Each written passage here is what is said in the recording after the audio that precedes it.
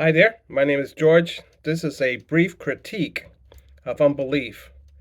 The title of this short video is The Existence of God and Unbelief, and I'm criticizing unbelief in the sense that it is autonomous, independently from the Creator. So, my point is that God is the creator of the universe. He's the maker and the preserver and the ruler of all things. Genesis 1:1. In the beginning, God created the heavens and the earth. And if we expunge God, then all we have is time and chance solely acting on matter. Exclude the possibility of the supernatural and make the accidental evolution the explanation for everything, then my point, I'm going to contend that that theory is morally and philosophically bankrupt. I'm also going to say that biblical Christianity alone is true, and everything else that opposes it is false, and that belief in God is the only avenue to a satisfied life. Is the only satisfaction, regardless how problematic human beings are, no matter the problems of the world. I contend that we should have a God honoring perspective, regardless of the issues and the problems of this world, because that is our only hope. Christ, the hope of glory. So let's begin with my first critique. Is that you may say that my faith is just a faith statement and not proof, but I want to say the otherwise, that even when you have an individual or scientists who say that everything that exists in the world is just matter, then I'm just going to let you know that that statement in itself is a philosophical assertion or a faith statement and not a scientific one. It just proves to us how important faith plays in both roles. And faith and proof, they go hand in hand. You're not going to believe in something that does not exist or you don't have no knowledge of. So when Christians say that God exists, they see God's creation every day. The heavens and the earth declare the glory of God, Psalms 19. So in that point, now we have to ask, which faith system, which worldview? A worldview is a set of presuppositions we hold about the basic makeup of reality. It's a particular metaphysics.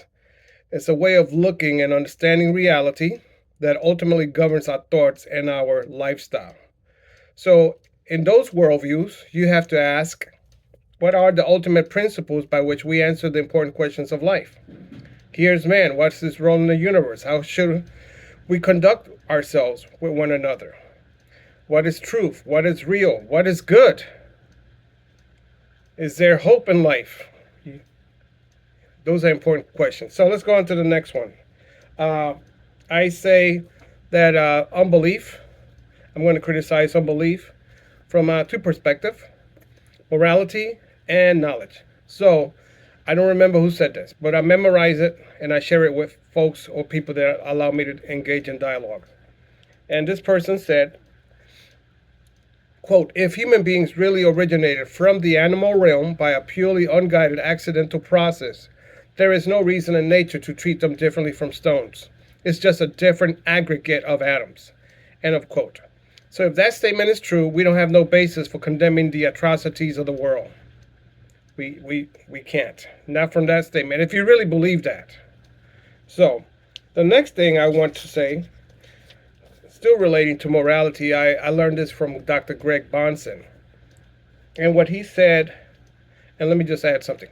When I'm talking about a person with supreme authority, we're talking about God, the creator, the lawmaker, the one that gives us, this is not just a world of matter, but it has its moral laws that God has created with it. So that's what I'm talking about. So now this is what Greg said, Dr. Greg Bonson said, quote, unless you have a person with universal authority commanding the moral obligation, then every theory of ethics in terms of a moral duty is accepted or rejected, is subjectively adopted, in which case every ethical assessment is subjective and not objective. Period. Remove God from the world. As one Catholic said, you don't believe in God, you're going to invent your own creations, your own world. And I hope it's a good one, but I don't think so, because God is the ultimate definition of good.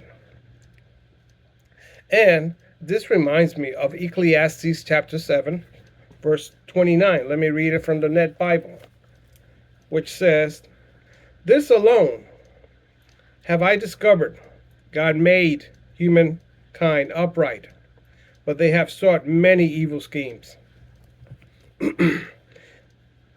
There's a quote. A professor told me to share this statement from what I learned from the morality aspect. And I wrote this, and let me read it and share it with you.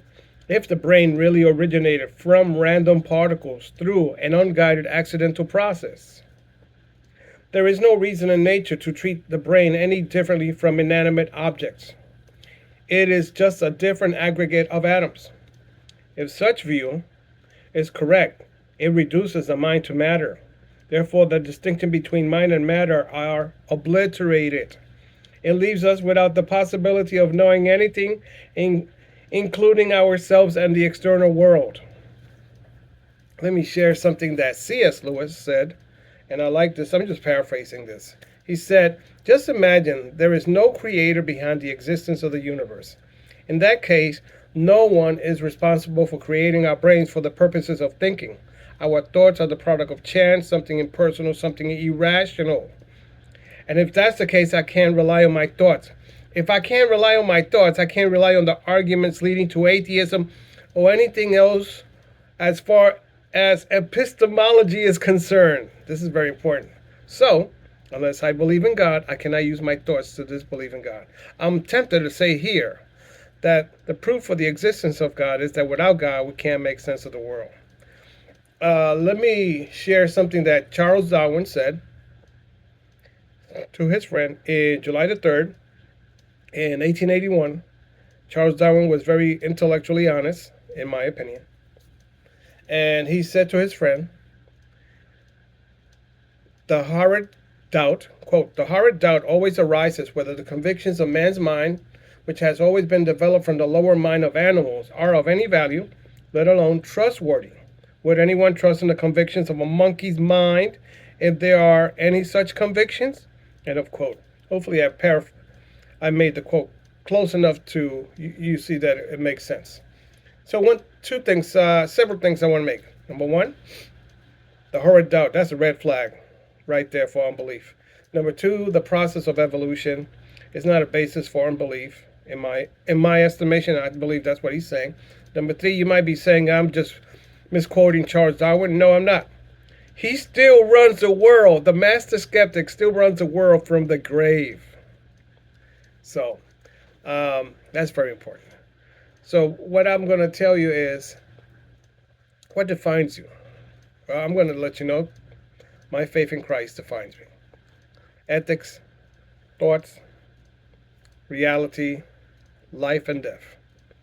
And like I told you, that belief in God is the only avenue to the satisfaction of life. Let me read this real quick to you.